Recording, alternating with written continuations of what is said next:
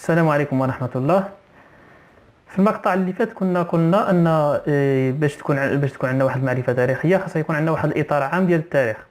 وقلنا أن هذا التاريخ كيتقسم لتاريخ قديم ووسيط حديث ومعاصر. اليوم إن شاء الله غادي نبداو على التاريخ القديم، وقبل ما نهضروا على التاريخ القديم كذلك بغيت نعطي واحد الصورة عامة على هذا التاريخ باش ملي نسمعوا الاسم ديال شي حضارة نعرفوا الامتداد ديالها الزمني، الموقع ديالها الجغرافي، أهم الشخصيات والأحداث اللي كانوا في هذه الحضارة. وأهم حاجة في هذا الشيء هو أن باش ما نسمعوا شي حضاره مثلا الاغريق ولا الرومان ولا القرطاجين ولا الفينيقيون نعرفوا واش عصروا بعضهم اولا، شكون اللي كان قبل الاخر وما الى ذلك. المهم انا حاولت نعدل هذه المعلومات كامله نجمعها في واحد الخط زمني، وهذا الخط الزمني ان شاء الله غيكون فيه الصوره واضحه، فيه البدايه والنهايه ديال كل حضاره، وفيه ان شاء الله بعض الاحداث وبعض بعض الشخصيات المهمه اللي دارت في هذه الحضاره هذه. اذا هذا اللي كنشوفوه هنا هو الخط الزمني الشامل تقريبا لحضاره العالم القديم. حط الخط الزمني من فوق كنمشيو كل 500 سنه، وكل نصف درجه كنمشيو 125 سنه. اذا نبداو نقراو هذا الخط الزمني، عندنا اول حضاره كتبدا في التاريخ القديم وفي التاريخ عموما هي حضاره بلاد ما بين النهرين في العراق حاليا. هذه الحضاره هذه كيمتد التواجد ديالها الزمني من 3500 قبل الميلاد تقريبا الى حوالي ناقص 500 اي 500 قبل الميلاد. حضاره بلاد ما بين النهرين فيها ظهروا السومريون والاشوريون والبابليون. اهم جوج ديال الاعلام في هذه الحضاره هذه عندنا سنه 1750 قبل الميلاد ظهر الملك المشهور اللي وضع القوانين حمورابي، وعندنا 500 قبل الميلاد او 600 قبل الميلاد ظهر الملك المشهور كذلك نبوخذ نصر. هذه حضاره بلاد ما بين النهرين. بعد فتره وجيزه تقريبا في 3000 قبل الميلاد ظهرت الحضاره الفرعونيه وامتد التواجد ديالها الى حوالي 30 بعد الميلاد. هذه الحضاره الفرعونيه كان اشهر الاحداث اللي فيها واشهر الملوك ديالها عندنا اولا في 2526 قبل الميلاد تبنوا الاهرامات، وعندنا في 1370 كان الملك المشهور توت امون. 500 قبل الميلاد غادي تتعرض لبعض الضعف وبعض الهجمات من بعض الشعوب المجاوره بحال حضاره بلاد ما بين النهرين. 300 قبل الميلاد غادي تتعرض لهجوم الاسكندر الاكبر ودخولها في الحضاره الهلينستيه اللي غادي نعرفوها فيما بعد، ولكن غادي تفقد الاستقلال ديالها بشكل دائم في 30 بعد الميلاد. من بعد ما غادي ترجع مقاطعه رومانيه. الحضاره المواليه هي حضاره العبرانيين اليهود، كانت في فلسطين هذه الحضاره هذه، وامتد التواجد ديالها ما بين 2200 قبل الميلاد الى 600 قبل الميلاد. اشهر الشخصيات في هذه الحضاره هذه وما اغلبهم من الانبياء، اولا سيدنا ابراهيم اللي جاب هذه القبائل هذه العبرانيه من شبه الجزيره العربيه الى بلاد فلسطين حوالي سنه 2200 قبل الميلاد، وهي نفس الفتره اللي عاش فيها سيدنا ابراهيم. وعندنا سنه 1400 قبل الميلاد اللي عاش فيها سيدنا موسى عليه السلام. وعندنا الفتره ما بين 1110 الى 930 قبل الميلاد. هذه الفتره هذه عاش فيها كل من سيدنا داود وسيدنا سليمان عليهم السلام وحكموا المملكه اليهوديه. كملاحظه هذه المملكه ما عندها حتى شي علاقه باسرائيل حاليا، وملي غنهضروا ان شاء الله على هذه الحضاره هذه غنقول لكم علاش.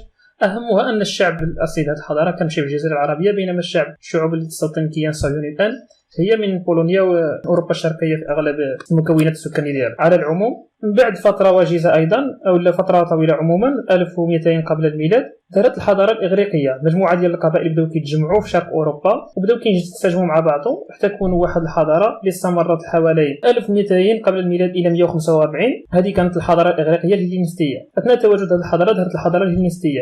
هذه الحضاره الهلينستيه هو ان ظهر واحد الملك في الاغريق هو الاسكندر المقدوني الاكبر. هذا الاسكندر المقدوني ظهر في 300 قبل الميلاد وتوسع من بلاد الاغريق وضم بلاد المشرق اليه، واختلطت الثقافه ديال بلاد المشرق وبلاد الاغريق وتكونت واحد الثقافه خاصه اسمها الثقافه الهلينستيه. هذه الثقافه الهلينستيه بقات في اليونان الى حدود 145 قبل الميلاد، ولكن استمرت في مناطق اخرى الى حدود 30 بعد الميلاد. اذا نقدروا ان نقولوا ان الحضاره الاغريقيه كتنقسم الى حضاره اغريقيه محضه من بين 1200 قبل الميلاد الى 300 قبل الميلاد، وحضاره هلينستيه ما بين 300 قبل الميلاد الى 145 قبل الميلاد. ثم بقى تواجد الحضاره الهلينستيه في مناطق اخرى من 145 قبل الميلاد الى 30 بعد الميلاد. هذه هي الحضاره الاغريقيه. في نفس الفتره تقريبا في بلاد لبنان ظهرت حضاره اخرى. المنطقه الجغرافيه ديالها صغيره نوعا ما، ولكن الاثر ديالها على التاريخ الانسانيه كان واحد الاثر كبير صراحه. هي الحضاره الفينيقيه. الحضاره الفينيقيه اللي ظهرت ما بين 1200 قبل الميلاد الى 600 قبل الميلاد. هذه الحضاره هذه يعني كان الاثر ديالها كبير لان هي الحضاره اللي اخترعت او ابتدعت الكتابه الابجديه ديال الحروف بدل كتابه كلمات عن طريق الرموز كما كان يفعل الفراعنه والسومريون. اثناء تواجد هذه الحضاره واحد الاميره من هذه الحضاره هذه غادي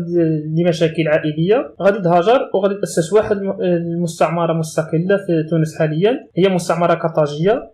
وكان هذا الحدث هذا في 814 قبل الميلاد، وبقات هذه الحضاره هذه مستمره الى 145 بعد الميلاد. اشهر شخصيات في هذه الحضاره هذه هو حنبال اللي عاش حوالي 206 قبل الميلاد. اذا هذه هي الحضاره القرطاجيه، انتهت في 145 على يد الرومان. هذا الرومان بدورهم كانوا ظهروا بعد الحضاره القرطاجيه بوقت وجيز في 573 قبل الميلاد، ومن التواجد ديالهم الى 476 بعد الميلاد. اشهر شخصيه عند الرومان طبعا هو اغسطس اللي عاش 30 بعد الميلاد عفوا. هذا الشخص هذا علاش مشهور؟ لانه حول الجمهوريه الى امبراطوريه. على العموم كانت هذه الامبراطوريه الرومانيه والحضاره الرومانيه. حضاره اخرى غتبدا في بلاد ايران. في بلاد ايران حاليا بدات حوالي سنه 600 قبل الميلاد وبقات حتى 300 قبل الميلاد. 300 قبل الميلاد لان في هذه الفتره هذه رجعت ايران جزء من الحضاره الهلينستيه اللي هضرنا عليها فيما قبل، ولكن غادي تسترجع الاستقلال ديالها في 224 بعد الميلاد، وغادي يبقى التواجد ديالها حتى 600 بعد الميلاد الفتح الاسلامي، وغادي تكون تحت مسمى اخر هي الحضاره الساسانيه. اذا هذه هي الحضاره ديال ايران الساسانيون والاخمينيون.